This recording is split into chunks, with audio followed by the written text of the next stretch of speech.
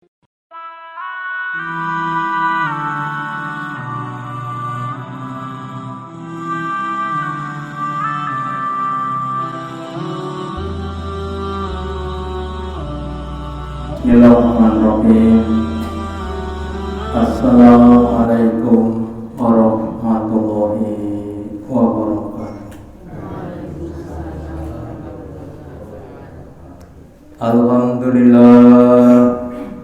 Alhamdulillahilladzi at'amana bi nikmatil imani wal islam.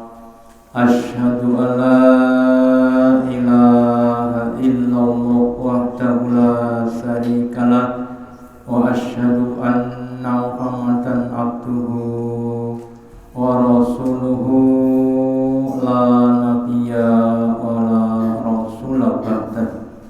Allahumma sholli ala Muhammad wa ala ali Muhammad kama sholaita ala ali Ibrahim innaka Hamidum Majid wa barik ala Muhammad wa ala ali Muhammad kama barakta ala ali Ibrahim innaka Hamidum Majid.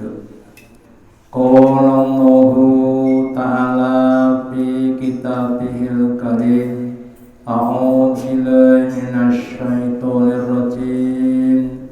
Ya ayyuhalladzina amanu ittaqullaha haqqa tuqatih wa la tamutunna illa wa antum muslimun. Bapak Ibu hadirin yang dirahmati Allah Ta'ala, yang pertama dan utama, marilah kita selalu meningkatkan kesyukuran kita, keimanan dan ketakwaan kita kepada Allah Ta'ala dengan menjalankan perintah-perintahnya dan menjauhi larangan-larangannya. Bapak Ibu hadirin yang dirahmati Allah Ta'ala, sebagian apa yang dijelaskan di dalam Al-Quran adalah sifat-sifatnya orang beriman, sifatnya orang kafir, dan sifatnya orang munafik.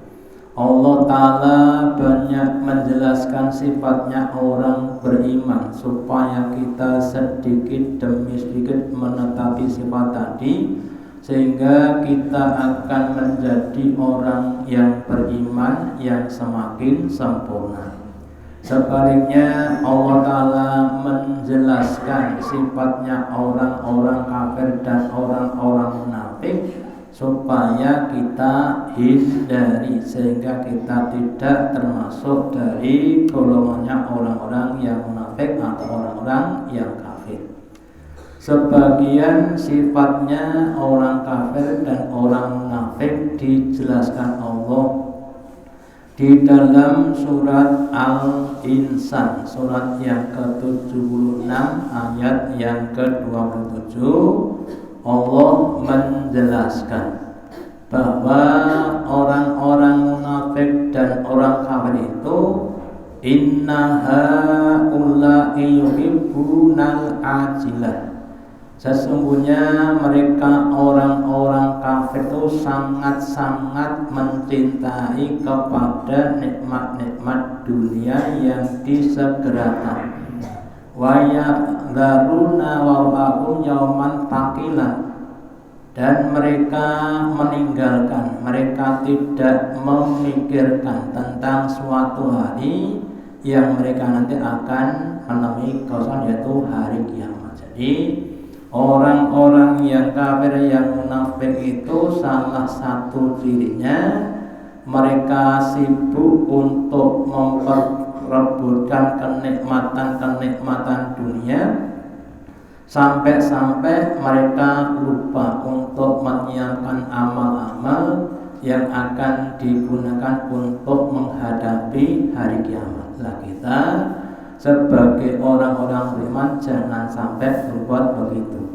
Seandainya kita di dunia ini mendapatkan harta benda dengan bekerja dan lain sebagainya, lah harta benda yang sudah kita dapatkan itu Selanjutnya kita gunakan untuk beramal, beribadah, untuk mempersiapkan diri menghadapi hari kiamat. Kalau kita istilahkan orang yang mancing zaman dulu, ya, sebelum mancing mencari cacing. Nah, setelah mencari cacing itu digunakan untuk mancing. Mancing apa? Mancing ikan, bukan mancing cacing.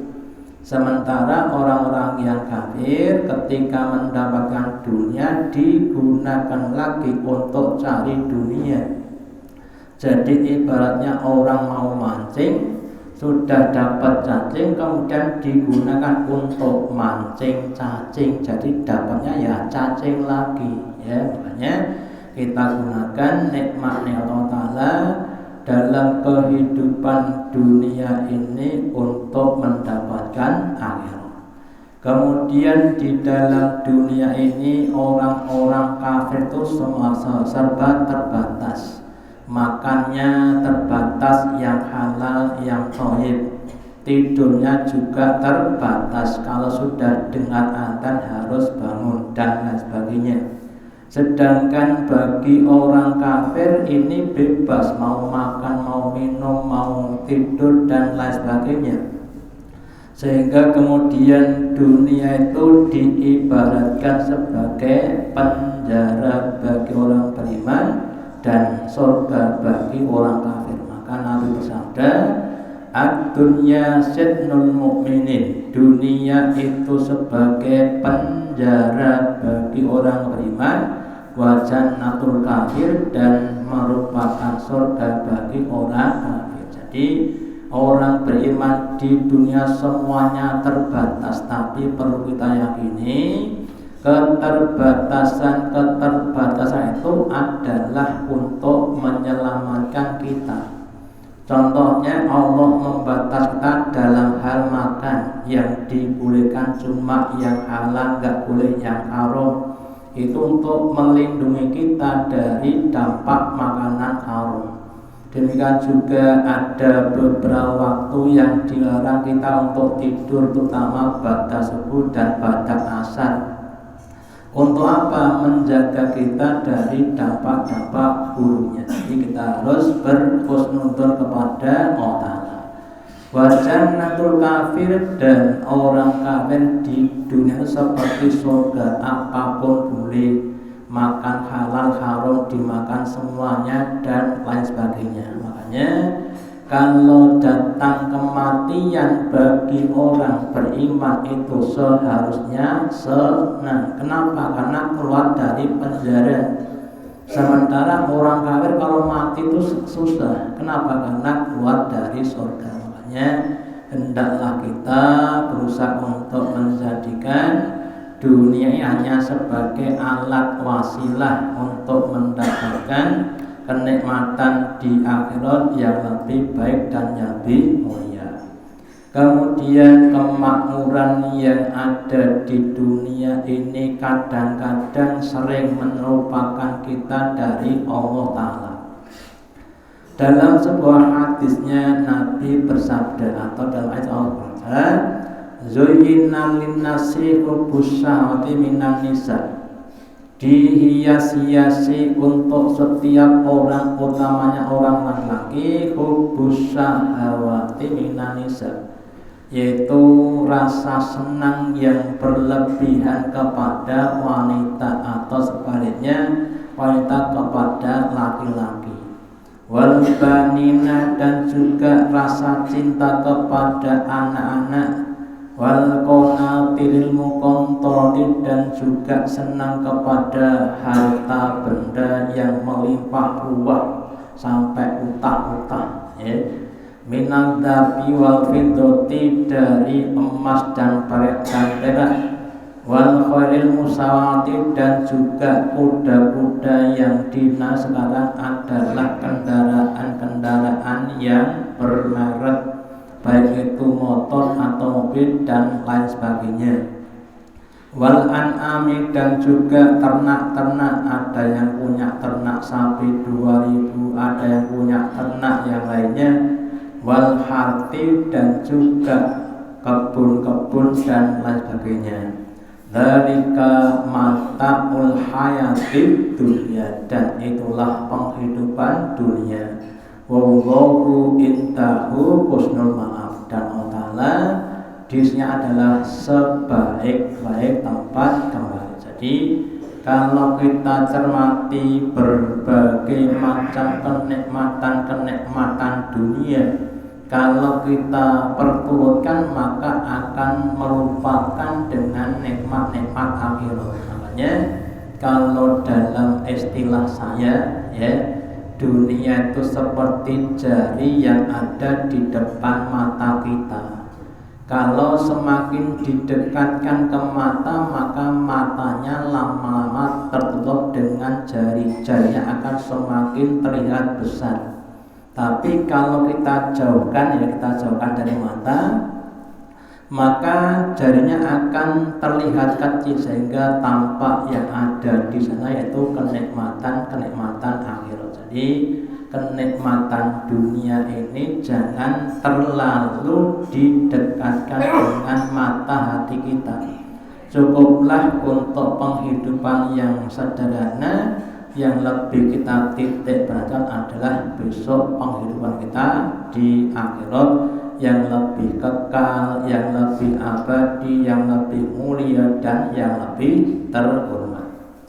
Kemudian juga dijelaskan di dalam surat Al-Hadid, surat yang ke-57 ayat yang ke-20, Allah berfirman, I'lamu, ketahuilah hai manusia, annamal hayatud dunya laibun, sesungguhnya penghidupan dunia itu adalah laibun, permainan, walahun, dan juga sendaguro, wazinatun, dan juga perhiasan, wa tafakurun bainakum, dan perlombaan di antara kamu. Ya, kalau dulu ketika kita pernah, ya, waktu kecil itu kita bermain, main apa? Main sudamanda, masih kelihatannya mah sudamanda. Sawah siji, sawah loro, barang orang duwe sawah. Ya, namanya permainan. Dan demikian juga ketika di dunia punya rumah 1, rumah 2, rumah 3, rumah 4, terakhir ketika meninggal 2, rumahnya 2 kali 1, ya.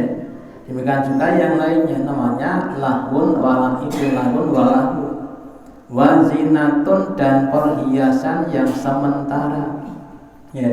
Yang namanya, maaf saja, wanita ketika usia masih muda cantiknya tiada tara, setelah tua ya, hilang semuanya, ya. Kemudian watafakurun, dan juga berlomba-lomba. Kalau panjenengan baca majalah, namanya majalah Forbes. Majalah Forbes itu adalah majalah yang biasa merilis orang-orang kaya di dunia dengan hartanya, ya. Sekarang yang nomor 2 terkaya itu namanya Bill Gates, ya. Hartanya lebih dari 3.000 triliun, ya. Meskipun uangnya hanya sebanyak itu, tetap makannya juga 3 kali sehari, ya. Atau yang lainnya. Jadi keterbatasan. Banyaknya harta itu belum tentu menambah nikmat, karena hartamu yang sesungguhnya itu bukan yang kau miliki, tapi yang kau nikmati. Mobilnya 25, yang dipakai berapa? Ya 1. Itu rezeki kamu cuma 1 itu, ya.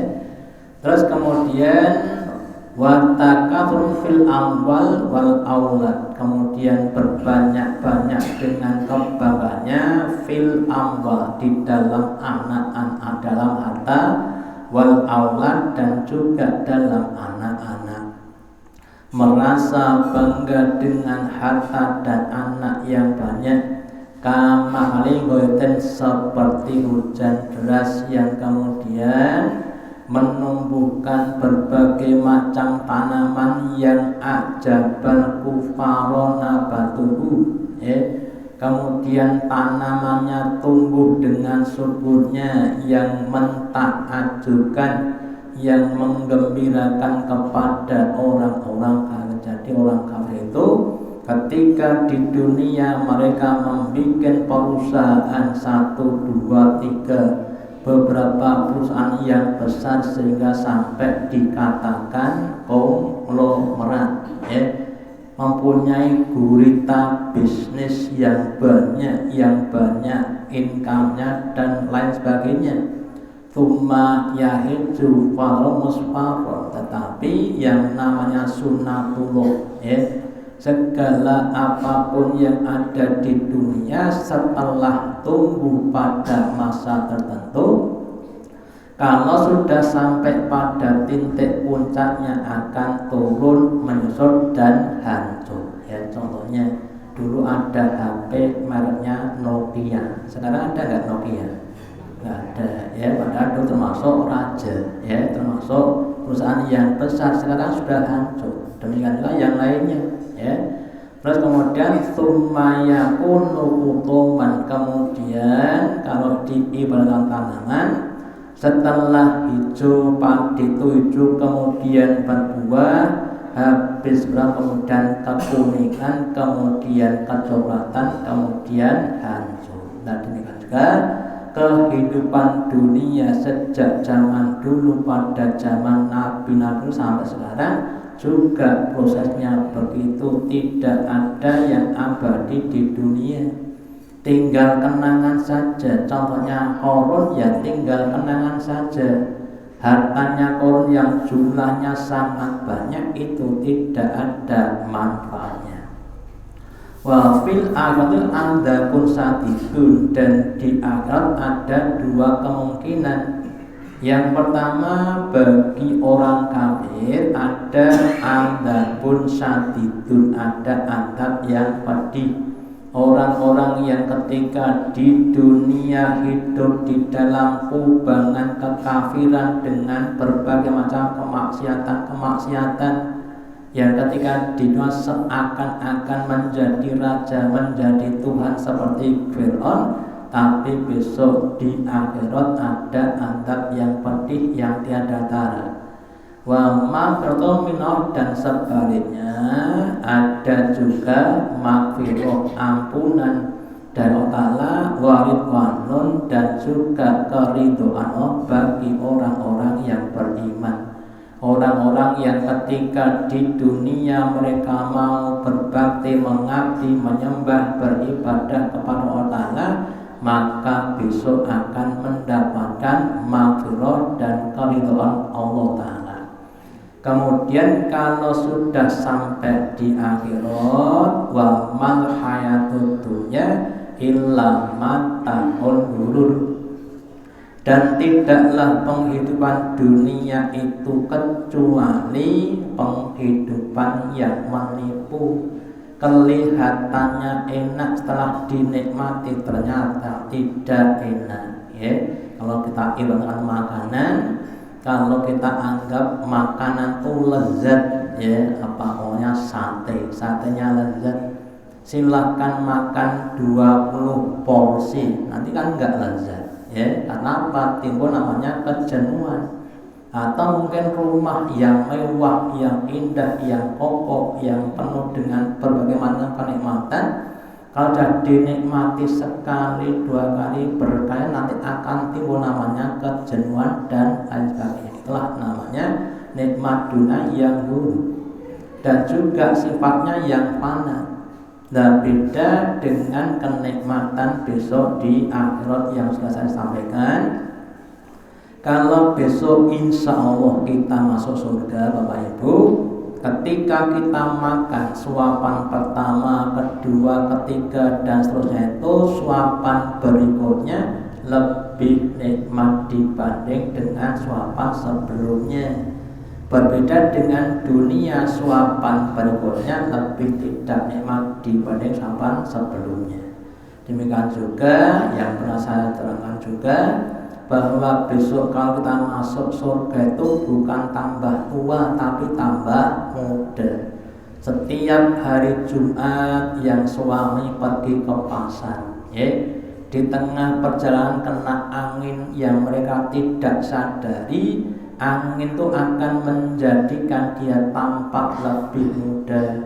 Sementara yang istri di rumah juga begitu, sampai ketika suami pulang ke rumah itu tidak, atau sampai pangling, loh Mbak, jenengan siapa? Loh saya kan yang punya rumah sini.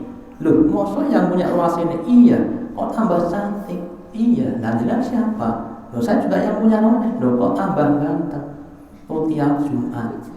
Tiap Jumat tuh orang-orang surga itu nanti akan tambah ganteng dan tambah cantik kalau di surga sana. Kalau di dunia ya tambah top, ya tambah TOP, yaitu kalau di dunia. Makanya bedanya dunia dan akhirat seperti itu. Kemudian juga di ayat yang lainnya dikatakan wallahi, ya, demi Allah, ini sabdanya Nabi. Mal fakro asa alaikum, Nabi kita bersabda, demi Allah tidaklah kefakiran, kemiskinan yang aku takutkan kepada kamu wahai umatku. Walakinni ahsa an yuksato dunya alaikum, tapi justru yang aku khawatirkan itu kalau Allah menghamparkan, meluaskan, membanyakkan nikmat-nikmat dunia kepada kamu. Kama busitot ala mangkana qablakum, sebagaimana telah dihamparkan kepada orang-orang sebelum kamu, kepada Bani Israil dan lain sebagainya. Lah kenapa kok dikhawatirkan fatanafasuha? Maka kamu kemudian berlomba-lomba untuk mendapatkannya, kama tanafasuha, sebagaimana dia berlomba-lomba.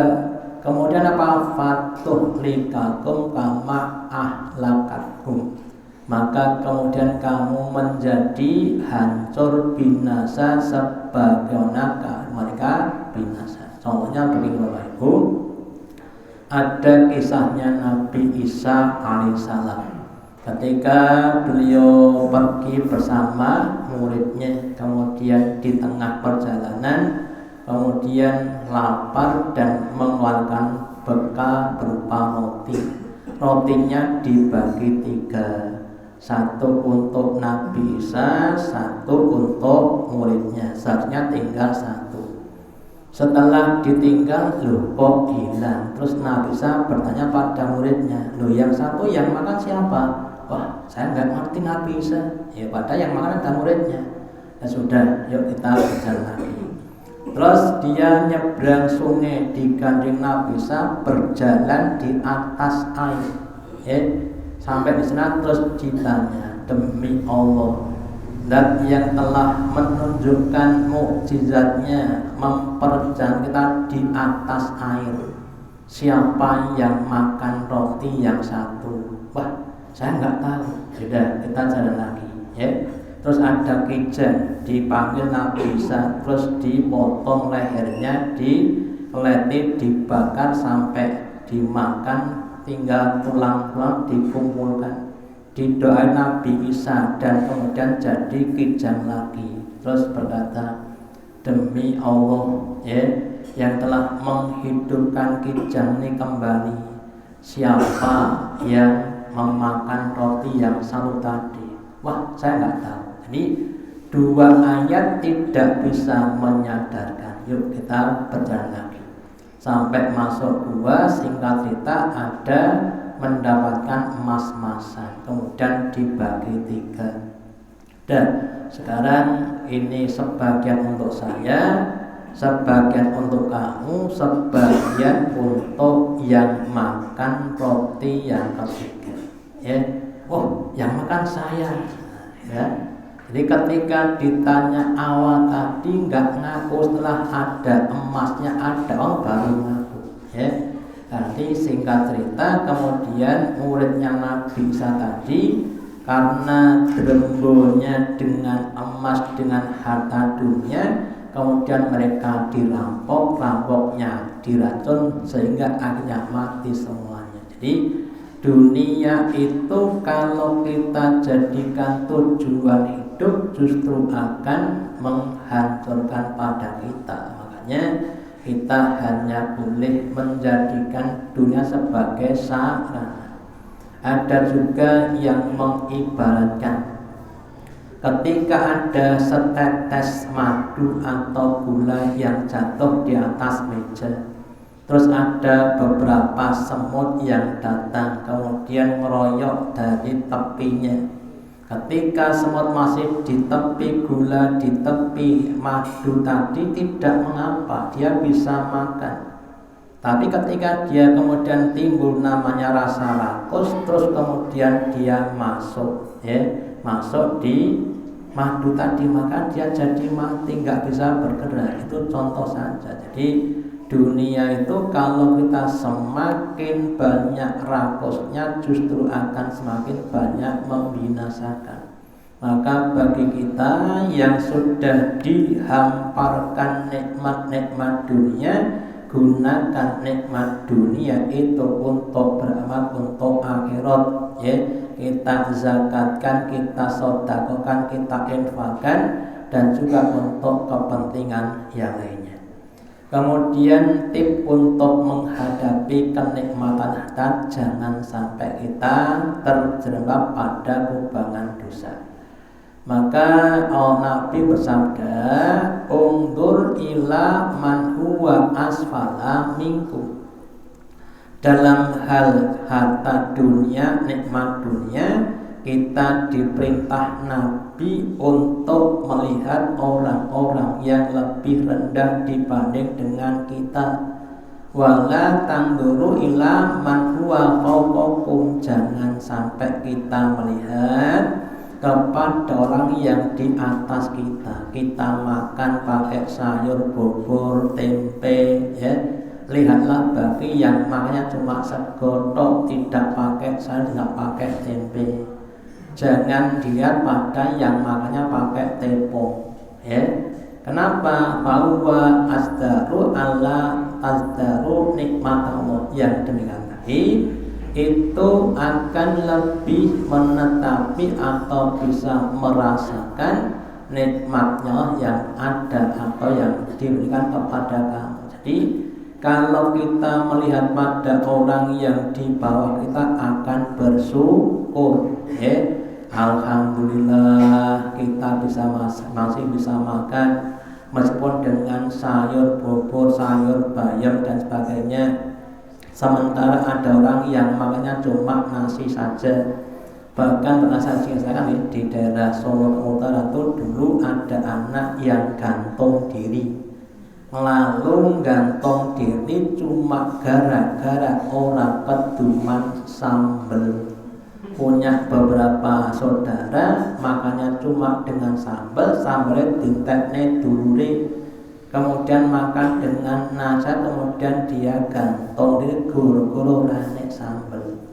Padahal di rumah kita sambal itu dibuang-buang, jangan cuma sambal, ya, termasuk lauknya juga dibuang-buang. Semoga dengan kita semakin waspada menghadapi berbagai macam kenikmatan dunia, semoga kita tidak terlena dari penghidupan dunia. Jadikan dunia sebagai sarana untuk mendapatkan akhirat. Jangan sampai terpesona dengan keadaan dunia. Insya Allah akan mengganti kita orang beriman dengan kenikmatan yang lebih sempurna, yang berupa surga yang nikmatnya tiada tara. Demikian yang dapat saya sampaikan pada kesempatan pagi hari ini. Semoga ada manfaatnya. Allahumma taqabbal minna innaka antas samiul alim wa tub alaina innaka antat tawwabur rahim. Kita akhiri dengan doa majelis. Subhanaka wa bihamdika asyhadu alla ilaha illa anta Astaghfirullahaladzim. Wassalamualaikum warahmatullahi wabarakatuh.